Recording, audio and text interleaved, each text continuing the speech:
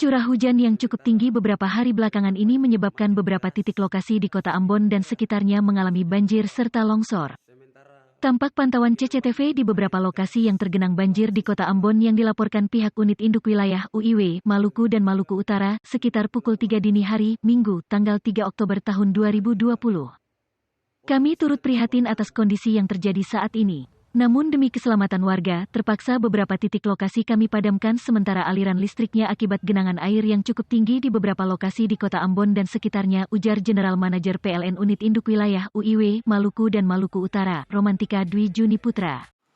Menurut Romantika, beberapa lokasi yang saat ini terpaksa dipadamkan sementara aliran listriknya yakni daerah Ahuru Waihoka, Komplek Katolik sampai dengan Kampung Rinjani, Ahuru RT 2 RW 18, Desa Batu Merah, daerah Skip dan sekitarnya.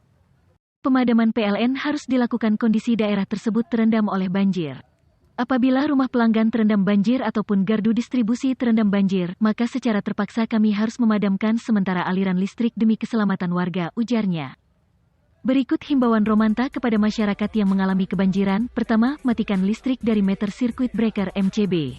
Kedua, cabut seluruh peralatan listrik yang masih tersambung dengan stop kontak. Ketiga, naikkan alat elektronik ke tempat yang lebih aman. Dan keempat, apabila aliran listrik di sekitar rumah belum padam, segera hubungi kontak center 123, aplikasi PLN Mobile atau kantor PLN terdekat meminta untuk dipadamkan.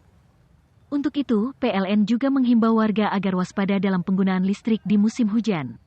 PLN juga menghimbau agar warga waspada terhadap bahaya kelistrikan yang bisa terjadi di kondisi hujan maupun banjir, seperti menghindari untuk berteduh di dekat instalasi kelistrikan seperti tiang, gardu, panel PJU, dan lain-lain.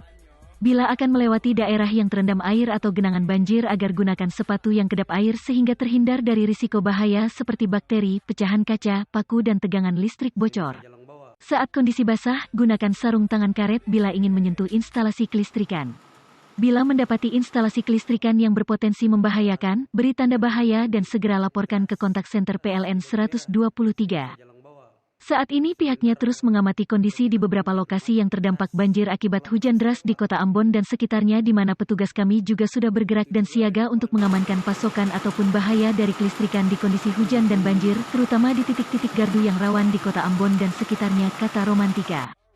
Pihaknya berharap semoga banjir yang menggenangi beberapa titik lokasi di kota Ambon akibat curah hujan tinggi ini dapat segera surut dan kami juga mengajak agar warga bersama-sama waspada dan mengamati kondisi instalasi kelistrikan di dalam rumah ataupun sekitarnya.